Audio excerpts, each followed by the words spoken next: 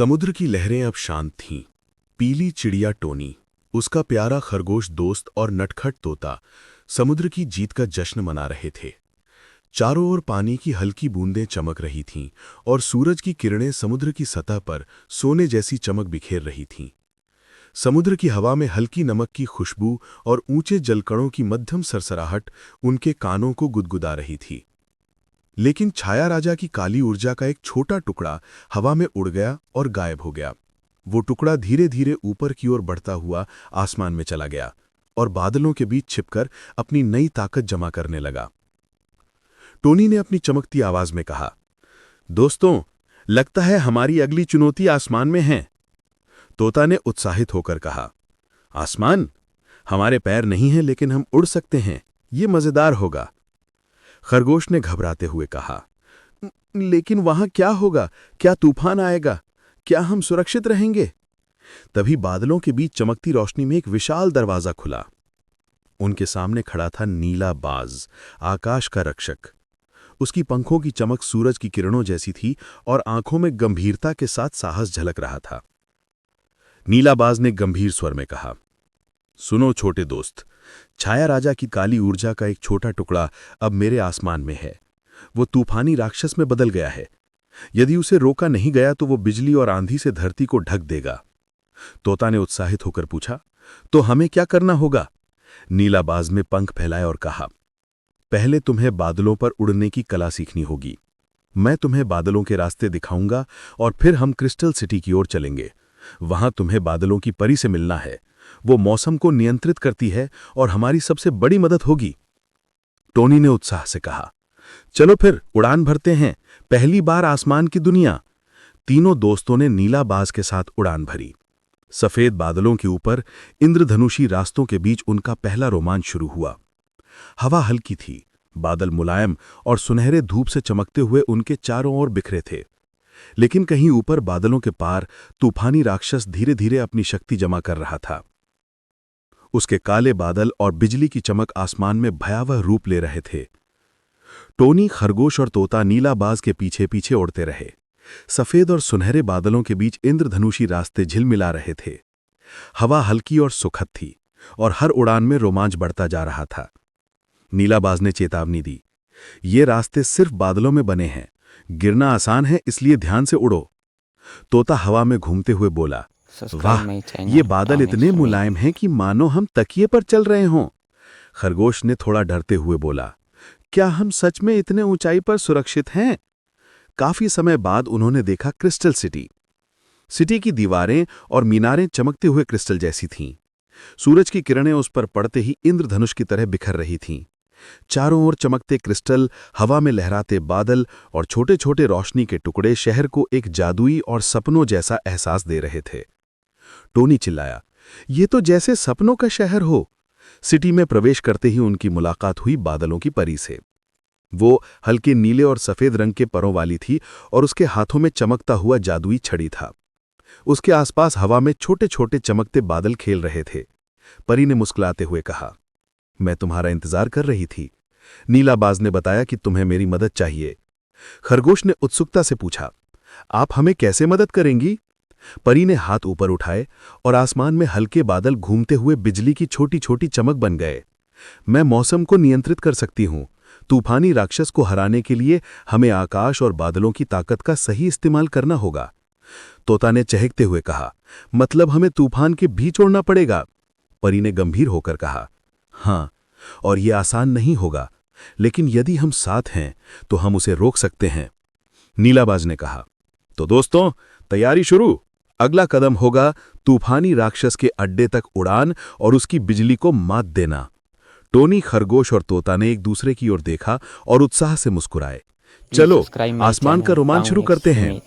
जैसे ही वे बादलों के ऊपर बने इंद्रधनुषी रास्तों पर पहुंचे, तूफानी राक्षस ने अपनी बिजली फैलाई।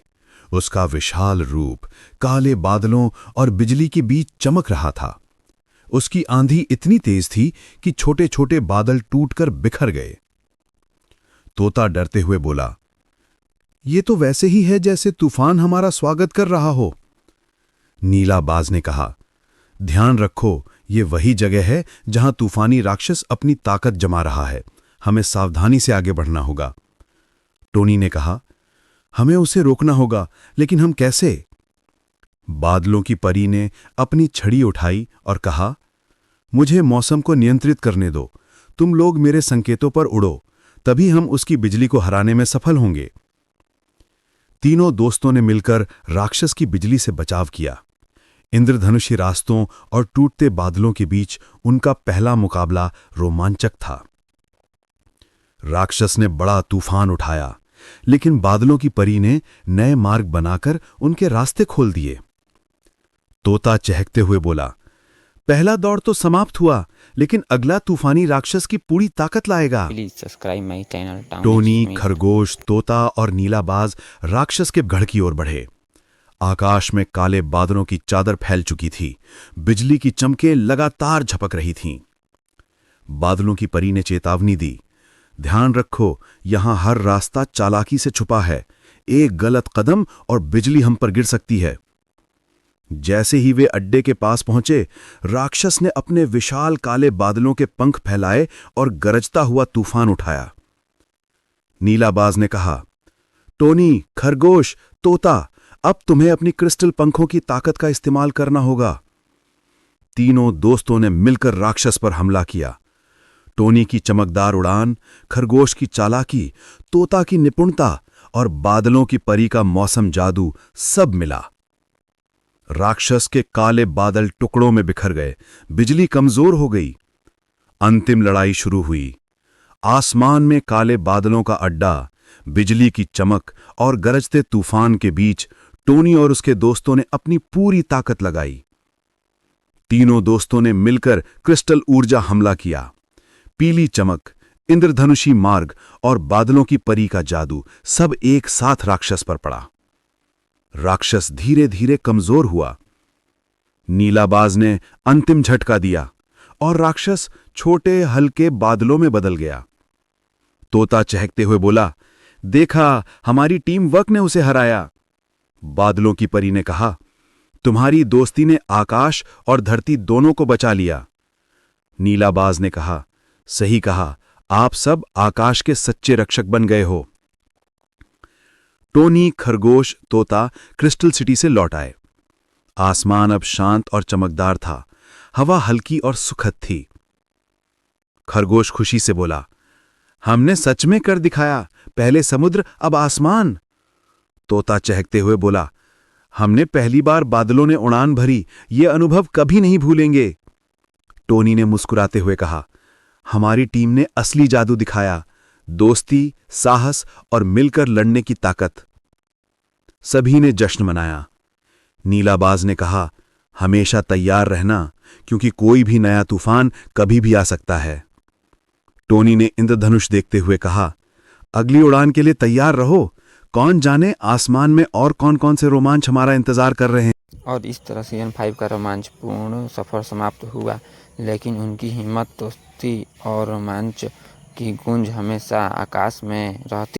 आप लोगों को यह कहानी अच्छी लगी तो हमारे चैनल को सब्सक्राइब करना ना भूलें।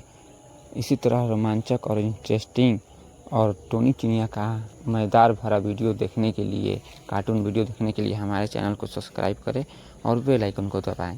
और अभी तक आप लोगों ने इस कहानी का पिछला सीज़न नहीं देखा है तो चैनल पेज पर जाएं और पीछे का वीडियो आप लोग देख सकते हैं। और चैनल को सब्सक्राइब करना ना भूलें।